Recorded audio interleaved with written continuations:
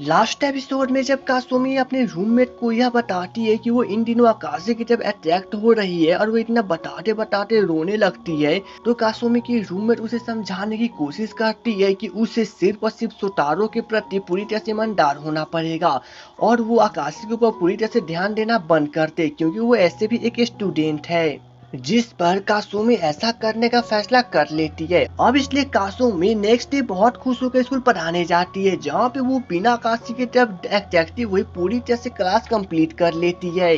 लेकिन बाद में जब कासुमी स्विमिंग पूल की साफ सफाई कर रही थी तो आकाशी की मॉम उससे मिलने चली आती है। एंड आफ्टर दैट आकाशी की मॉम इंटरनेट पे वायरल उन सभी फोटोज के बारे में कासुमी से पूछती है और वो कहती है कि उनका बेटा सिर्फ 15 साल का है और उसके अलावा उसकी इस दुनिया में कोई भी नहीं है। लेकिन इस पर कासुमी उनसे कहती है कि आकाशी तो सिर्फ उसका एक स्टूडेंट है और वो इसी के प्रति उसे पढ़ाने में सिर्फ मदद करती है और वो पूरी तरह से ही बेफिक्र है कि आकाशी के साथ कुछ चल रहा है। लेकिन आकाशी की मॉम को अभी भी कासुमी के ऊपर भरोसा नहीं था। रात को जब कासुमी सुतारो को कॉल करने की कोशिश करती है तो इस बार सुतारो कॉल नहीं उठाता है, क्योंकि वो तो कल मिस री के साथ किसिंग वाली बात को लेकर परेशान हो रहा था, जहाँ पे उन दोनों के बीच में किसिंग होने के बाद मिस री काफी अनकंफर्टेबल हो गई थी। आफ्टर दैट कि वो खुद वहाँ से चली गई थी। नेक्स्ट डे कासुमी एक कागज को लेकर आकाशी के मॉम से मिलने चाहती है। एंड आफ्टर दैट कि वो उसे समझाती है कि आकाशी के बहुत ज्यादा अच्छे ग्रेड्स आए हैं और इसलिए अगर वो एक एग्जाम को कंप्लीट कर लेता है तो उसके आगे के स्टडी के सभी खर्चे को एक प्राइवेट कंपनी उठा सकती है। इस पे तो आकाशी की मॉम आकाशी को समझाती है, लेकिन तभी उन्हें एक कॉल चला आता है और इसलिए वे बातें करने के लिए बाहर चले जाते हैं। बाद में जब कासुमी वहां से जाने लगती है तो आकाशी उसका अचानक से हाथ पकड़ लेता है और वो उसे कहता है कि वो उसके साथ फायर गेस के फेस्टिवल को देखने चलना चाहता है। इस पे तो कासुमी कुछ नहीं समझ पाती है कि आकाशी ने अचानक उसका हाथ ऐसे क्यों पकड़ लिया। लेकिन जब आकाशी की मॉम वहाँ चली आती है तो कासुमी उन सभी को बाय कह के चली जाती है। लेकिन कासुमी हाथ पकड़ने वाली बात को लेकर बहुत परेशान हो जाती है और इधर आकाशी को भी कुछ समझ नहीं आ रहा था कि उसने अचानक से कासुमी का हाथ क्यों पकड़ लिया। नेक्स्ट डे आकाशी जब क्लास खत्म करके जा रहा था तो यानो उसके पास आकर उसके साथ फायर ग्रेस देखने चलने के लिए रिक्वेस्ट करती है। अब यानो काफी रिक्वेस्ट करने लगती है तो आकाशी उसे हाँ कह देता है। लेकिन घर पे जाने के बाद तो आकाशी भी बहुत ज्यादा परेशान होने लगता है। एंड आफ्टर दैट कि वो कासुमी को मैसेज करके बताता है कि वो फायर ग्रेस के फेस्टिवल के दिन मंदिर के पीछे वो उसका इंतजार करेगा। इस पे तो कासुमी इस मैसेज को नजरअंदाज कर देती है, क्योंकि वो आकाशी के तरफ ज्यादा अटैक नहीं होना चाहती थी। बट इसके बाद भी कासुमी बार बार आकाशी के बारे में सोच सोच के परेशान हो रही थी कि अब उसे क्या करना चाहिए। लेकिन इधर आकाशी बार बार कासुमी के मैसेज के रिप्लाई का इंतजार कर रहा था। उधर सुतारो जब अपना काम कंप्लीट कर लेता है तो मिस री उससे ओसाका में होने वाले फायर ब्रिज फेस्टिवल में चलने के लिए कहती है, जिस पर सुतारो तैयार हो जाता है। अब नेक्स्ट डे फायर ब्रेस की फेस्टिवल थी, जहाँ पे पूरा स्कूल उस फेस्टिवल को देखने के लिए आया था। यहाँ पे तो आकाशी ने यानो को हाँ कह दिया था, इसलिए वो इस फेस्टिवल में उसके साथ दिन भर रहता है। एंड आफ्टर दैट की वे लोग साथ में बहुत सारे गेम खेलते हैं।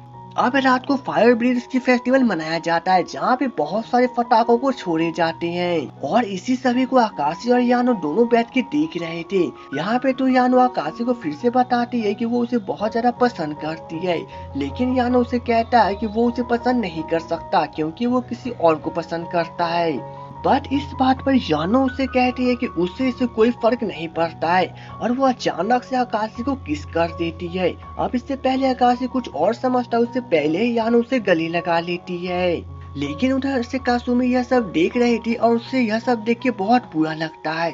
लेकिन जैसे ही आकाशी की नजर कासुमी पे पड़ती है तो कासुमी वहाँ से निकल जाती है और यह देख के आकाशी उसके पीछे चला जाता है। कासुमी जब वहाँ से निकल रही थी तभी अचानक से मिस री उसका हाथ पकड़ लेते हैं, क्योंकि वे भी इस फेस्टिवल को देखने आए थे। एंड आफ्टर दैट कि उन दोनों में बहुत सारी बातें होती है। लेकिन उधर आकाशी की मॉम जब आकाशी के रूम में सामान को रखने जाती है तो वे आकाशी के मोबाइल में कासुमी को भेजे गए मैसेज को पढ़ लेती है। इधर कासुमी जब बाकी टीचर के साथ घर पे जाने लगती है तभी उसे आकाशी की याद आता है, क्योंकि उसने मैसेज में कहा था कि वो कासुमी का तब तक इंतजार करेगा जब तक वो नहीं आएगा। अब इस बात को सोचकर कासुमी थोड़ी सी परेशान हो जाती है, जिसके बाद वो बस से नीचे उतर जाती है। कासुमी जब मंदिर के पास पहुंचती है तो वहां पर आकाशी नहीं था, इसलिए वो उसे ढूंढते हुए मंदिर के पीछे चली जाती है, जहाँ पे आकाशी उसका इंतजार कर रहा था। अब वहाँ पे जाकर कासुमी उसे समझाने लगती है कि आखिर वो चाहता क्या है। वो उसके लिए सिर्फ एक स्टूडेंट है और उसे उसकी फिक्र हो रही थी, इसलिए वो यहाँ पे चली आई। लेकिन आकाशी उसे कहता है कि उसे भी खुद नहीं पता, लेकिन वो कासुमी को पसंद करने लगा है और वो चाहता है कि वो हमेशा कासुमी के साथ रहे। इस पे कासुमी उसे मना कर देती है और कहती है कि वो सुतारो को पसंद करती है और वो आकाशी को घर पे चलने के लिए कहती है। कासुमी जब वहाँ से जाने लगती है तो आकाशी उसका हाथ पकड़ लेता है और इसी के कारण कासुमी वहाँ पे गिर जाती है।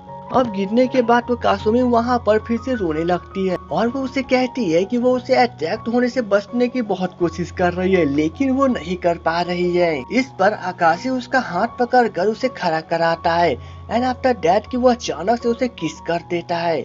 लेकिन इस पर कासुमी भी अब कुछ नहीं बोलती है। तब आकाशी उसे कहता है कि चलो एक दूसरे के साथ रहे और उससे कोई फर्क नहीं पड़ता है कि दुनिया उसके बारे में क्या कहे। जिसके बाद कासुमी यह फैसला कर लेती है कि वो आकाशी के साथ रहेगी और वो उसके साथ अपने ही घर पे चली आती है। लेकिन घर पे पहुंचने से पहले वहाँ पे सुतारो उससे मिलने के लिए आया हुआ था और वो उन दोनों को इस हालत में देख लेता है और उसी वक्त वहाँ पर आकाशी की मॉम भी चली आती है और वे भी उन दोनों को इस हालत में देख लेती है। सुतारो तो कासुमी को इस हालत में देख के सब कुछ समझ चुका था, जिसके बाद वो कासुमी को वहाँ से जबरदस्ती ले जाता है। आकाशी यह सब देखकर कासुमी के पीछे जाने की कोशिश करता है, बट उसकी मॉम भी उसे रोक देती है, जबरदस्ती उसे घर पे ले जाती है। अंदर जाने के बाद कासुमी सुतारो को सब कुछ समझाने की कोशिश करती है, पर सुतारो उसे रोक देता है और वो उसे कहता है कि उसे कुछ भी समझाने की जरूरत नहीं है क्योंकि उसे कासुमी के ऊपर पूरा भरोसा है। इधर आकाशी की मॉम उसे समझाने की कोशिश करती है, लेकिन आकाशी नहीं मानता है तो वो उसे कस से एक थप्पड़ खींच देती है, जिसके कारण तो आकाशी और गुस्सा हो जाता है। नेक्स्ट डे कासुमी इसी सभी बातों को सोच सोच के परेशान हो रही थी, लेकिन तभी उसे प्रिंसिपल कॉल करके स्कूल बुलाते हैं।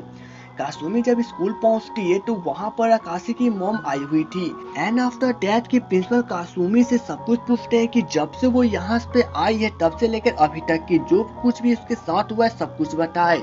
अब इस पर कासुमी भी उन्हें सब कुछ बता देती है कि किस प्रकार से उसके साथ क्या हुआ था और किस प्रकार से वो आकाशी की तरफ अट्रैक्ट हो गई थी। और इतना कुछ बताने के बाद कासुमी अपना रिजाइन लेटर उन्हें दे देती है और कहती है कि अब वो इस स्कूल में नहीं पढ़ाएगी और वो स्कूल छोड़ के चली जाएगी। लेकिन आकाशी की मॉम तो पहले ही से गुस्सा थी और वो कासुमी के ऊपर चिल्लाते हुए कहने लगती है कि आखिर वो अपने आप को समझती क्या है, उसका बेटा सिर्फ और सिर्फ अभी 15 साल का है, जबकि कासुमी उससे 7 साल बड़ी है, तो उसे कम से कम अपने आप पे तो कंट्रोल करना चाहिए था और उसे सब कुछ समझना चाहिए था। इधर आकाशी को जैसा ही पता चलता है कि उसकी मॉम कासुमी से बात करने के लिए स्कूल में गई है तो आकाशी सब कुछ समझ जाता है और इसलिए वो दौड़ते हुए स्कूल की तरफ चला जाता है। कासुमी जब वहाँ से जा रही थी तो आकाशी उसे रोकने की कोशिश करता है, लेकिन उल्टा टीचर उसे रोक देते हैं। बट कासुमी उसे चिल्लाते हुए कहता है कि उसे रिजाइन लेटर देने की कोई भी जरूरत नहीं है, आकाशी खुद इस स्कूल को छोड़ देगा।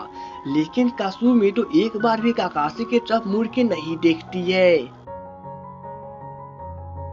लेकिन अगर आकाशी का फ्रेंड इन सभी बातों के बारे में यानो को जाकर बता देता है एंड आफ्टर दैट की यानो भी बहुत गुस्सा हो जाती है। आकाशी समझ चुका था कि अगर कासुमी को रोकना है तो उसके पास एक ही ऑप्शन है, वो है सुतारो, और इसलिए आकाशी सुतारो से मिलने के लिए टोक्यो पहुंच जाता है। लेकिन मिस्री पहले ही आकाशी के फोटो को इंटरनेट पे देख चुकी थी, इसलिए भी आकाशी को पहचान जाती है एंड आफ्टर दैट की मिस्री के पूछने पर आकाशी उन्हें सब कुछ बता देता है और कहता है कि वो खुद स्कूल को छोड़ देगा, कासुमी को स्कूल से रिजाइन लेटर देने की कोई जरूरत नहीं है।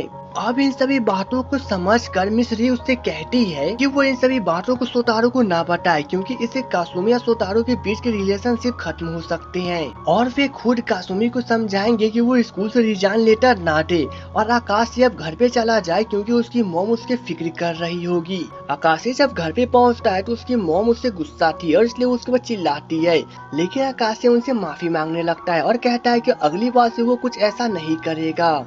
इधर कासुमी इन सभी बात को लेकर बहुत ज्यादा परेशान थी। तब उसकी रूममेट उसे अपनी मॉम के पास जाकर बातें करने के लिए कहती है। अब अपनी रूममेट की बातों को समझकर कासुमी अपनी मॉम से मिलने के लिए टोक्यो चली आती है और वो वहाँ पे अपनी मॉम को सब कुछ बता देती है। अब इन सभी बातों को सुनकर उसकी मॉम भी कुछ नहीं समझ पाती है और वे कहती है कि वो जल्द से जल्द स्कूल से रिजाइन लेटर दे दे और वो उस स्कूल को छोड़कर वापस टोक्यो चली आए और सोतारो से शादी कर ले।